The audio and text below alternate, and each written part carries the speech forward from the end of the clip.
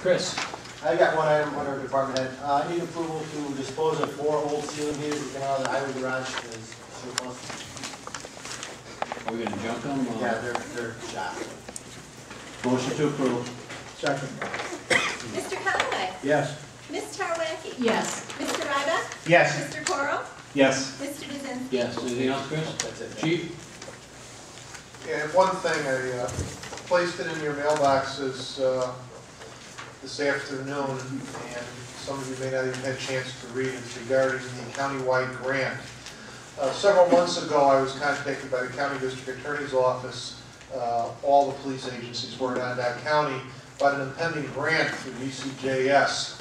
And the grant was to allow agencies, police agencies desiring to install video recorders, audible recorders in their interview interrogation rooms.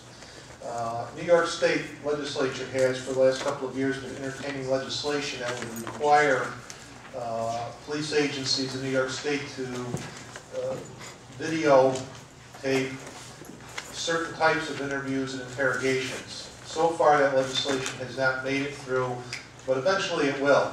And it will be written in such a manner that it's not as liberal as what they want it now. It will be more restrictive.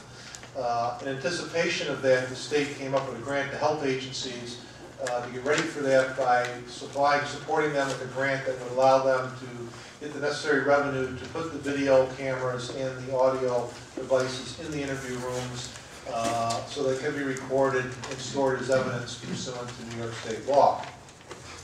I was notified today by the District Attorney's Office that the county has received the grant, and that there's about 5 to 6 agencies that have applied for this grant, and we were one of them, and we would receive about approximately $6,500. The stipulation is until the legislation goes through, and even after the legislation, that we would share our facilities with other agencies to use our resources if we choose to go and install this equipment. It's my opinion that eventually all agencies are going to have it. It's just going to be, no one's going to want to travel to share to do their interviews and interrogations to other agencies. And those who didn't choose to participate eventually will have to come up with the cost of installing it.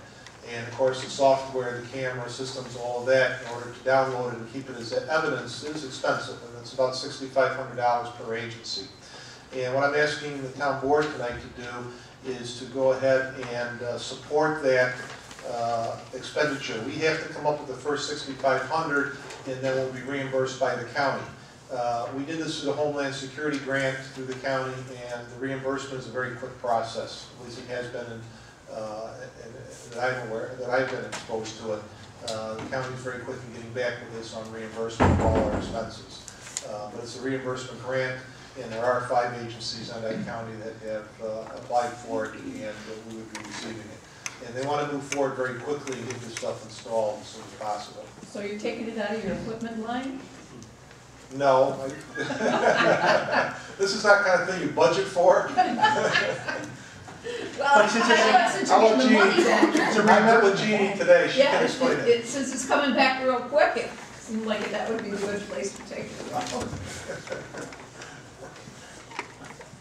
Would there be a problem of doing it that way, taking it out of an equipment line and then replacing the money?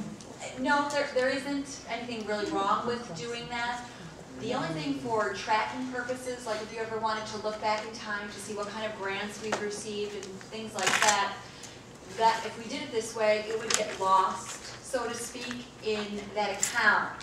For me, the better way would be to do an amendment, but it's an amendment that would have no effect on the budget, to create a code for the revenue that we would receive, $6,500, and then create a code for the expense as well. So as he spent the money, we would put it there, and then he says the turnaround is very quickly, and we are at the very beginning of the year.